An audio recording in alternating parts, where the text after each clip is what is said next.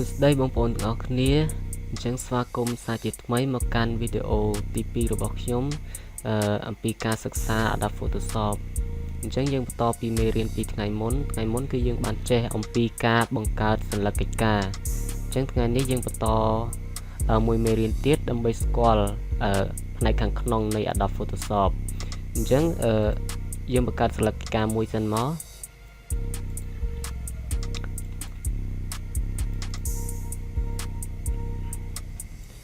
បាទអញ្ចឹងខ្ញុំបង្កើតយកกระดาษ A4 ចុះហើយខ្ញុំយកផ្ដេក resolution 300 color mode RGB អញ្ចឹងយើងចុចយកពាក្យ create មក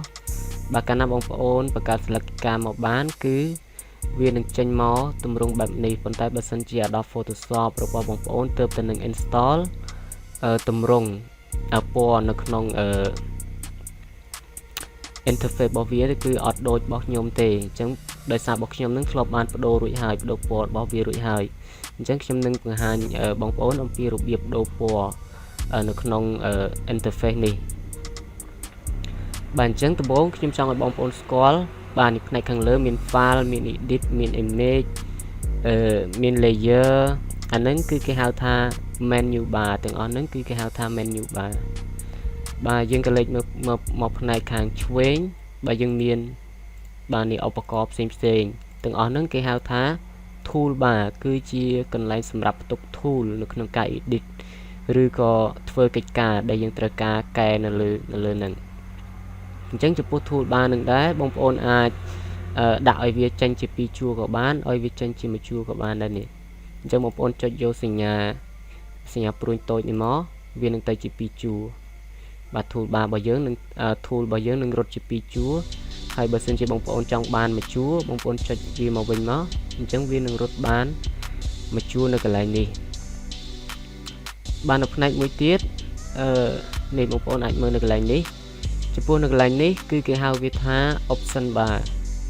បាទ option bar មានន័យថាគឺជាឧបករណ៍តូចរបស់ tool bar ទៀតឧទាហរណ៍ថា move បាទឧបករណ៍មួយនេះ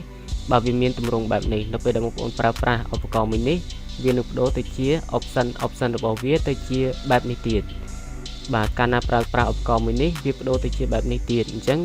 គេហៅវាថាជា option bar ហើយចំណែកខាងនេះបងប្អូនអាចមើលមកខាងនេះគេហៅថា workspace របស់កិច្ចការរបស់យើង Photoshop Adobe Photoshop អញ្ចឹងវាមាន property swatch adjustment layer channel path អីចឹងទៅប៉ុន្តែបើសិនជាបងប្អូនទៅ install វាអាចតម្រង់ខុសផ្សេងពីរបស់ខ្ញុំបាទចំណែកឯផ្ទៃពណ៌សនេះបាទគឺជាផ្ទៃសញ្ញាកិច្ចការរបស់យើងឬក៏យើងហៅវាថាជា background បាទនេះ background នៅខាង layer គឺមានពាក្យថា background ដែលគេចាក់សជាប់នឹងបាទជាបន្តទៅទៀត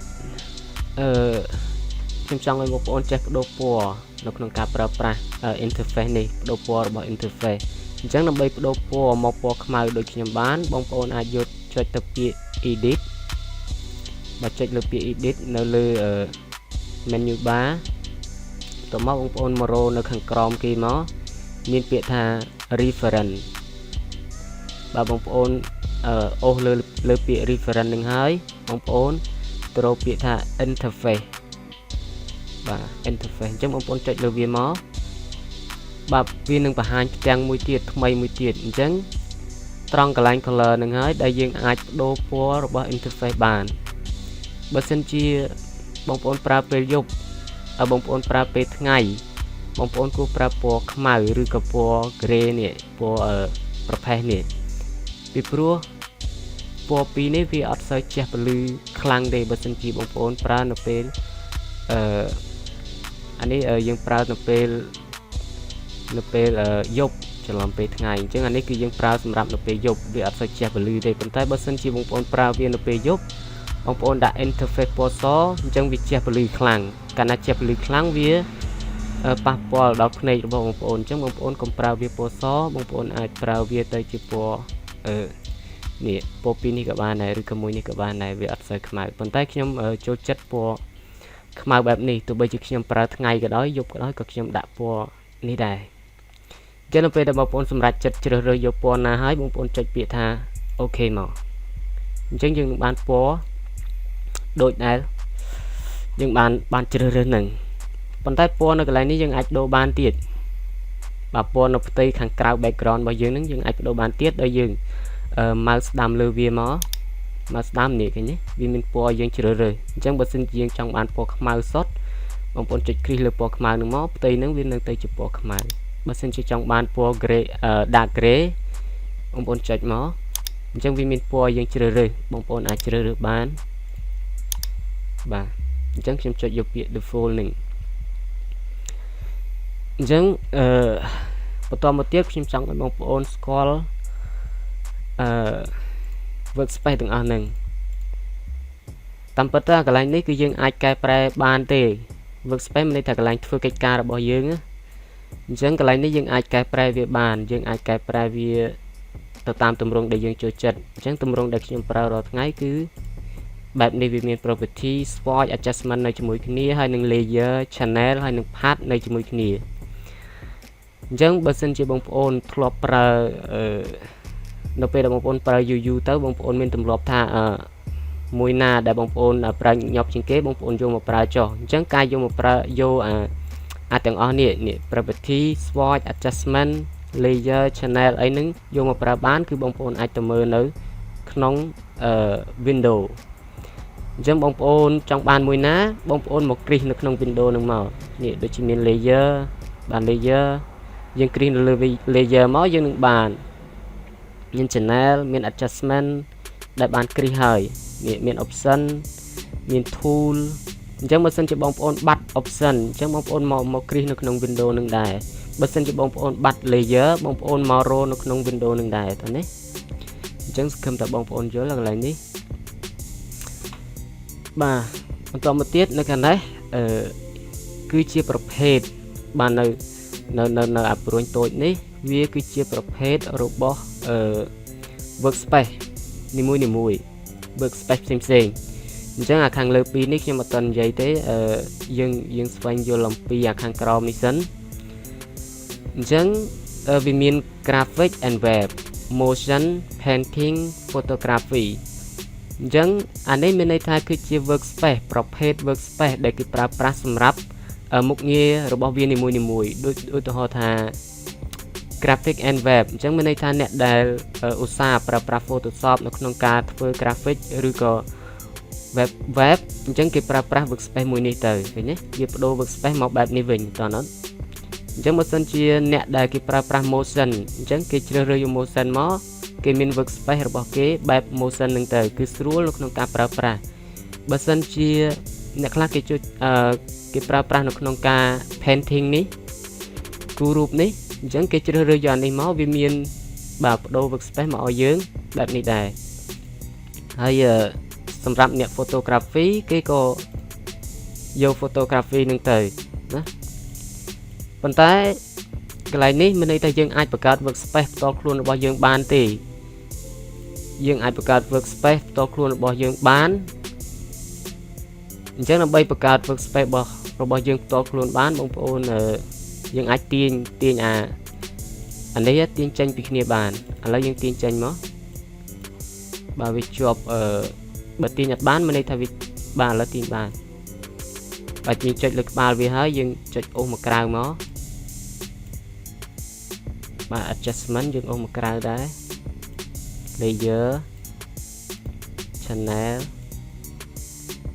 ចឹងយើងអូសវាចេញមកក្រៅមកអញ្ចឹងមានន័យថាយើងបានបំបែកផ្សេងអស់ហើយបំបែក workspace របស់យើងទៅជាផ្សេងអស់ហើយ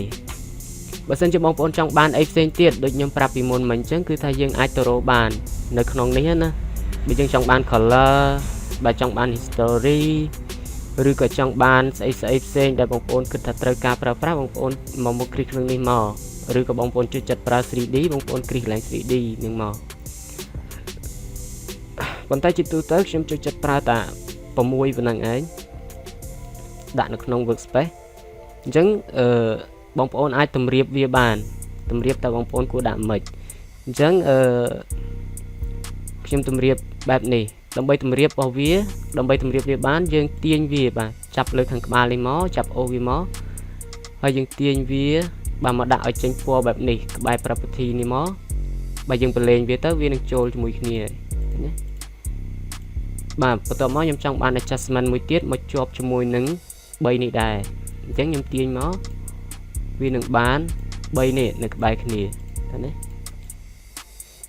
អានេះដែរយើងក៏អាចរំកិលទីតាំងមុខក្រោយបានដែរបាទគ្រាន់តែចាប់អូសវាទៅយើងអាចរំកិលទីតាំងមុខក្រោយបានដែរបាទអញ្ចឹង3នេះខ្ញុំបានផ្ដុំវាជា3ហើយចំណែកផ្នែកខាងក្រោមខ្ញុំចង់បាន layer មុនបន្ទាប់មក channel អញ្ចឹងខ្ញុំទាញ channel ចាប់ក្បាល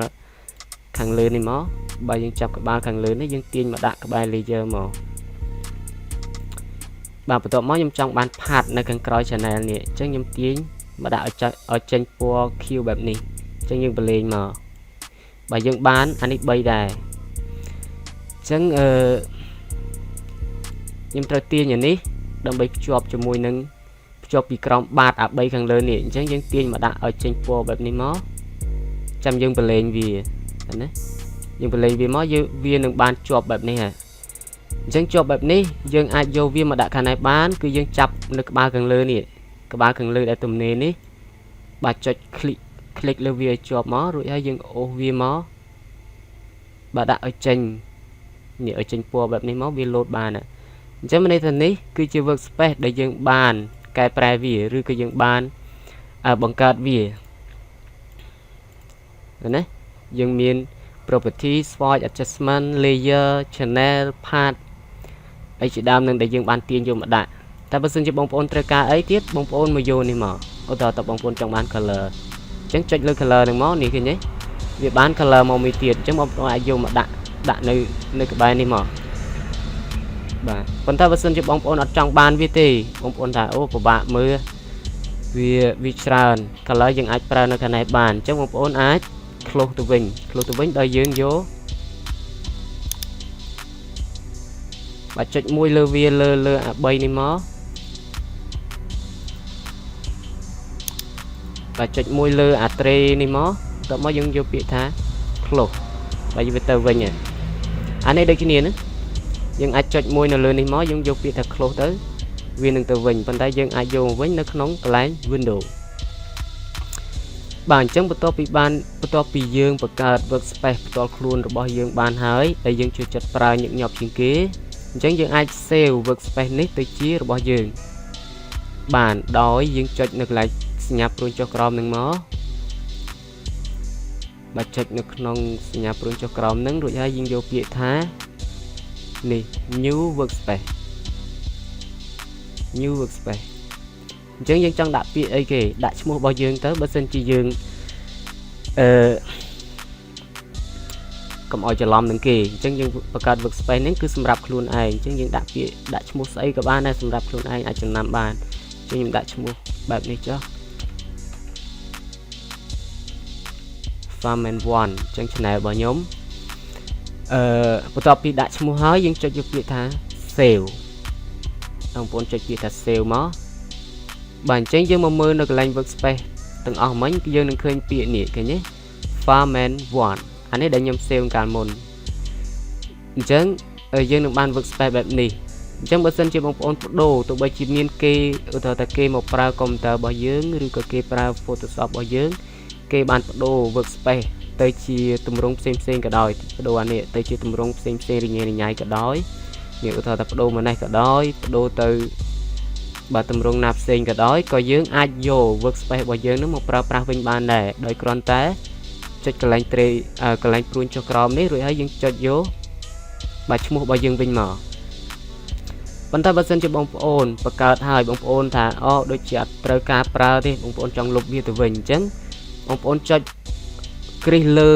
workspace ដែលបងប្អូនចង់លុបទៅហើយបងប្អូនមកមើលខាងក្រោមថា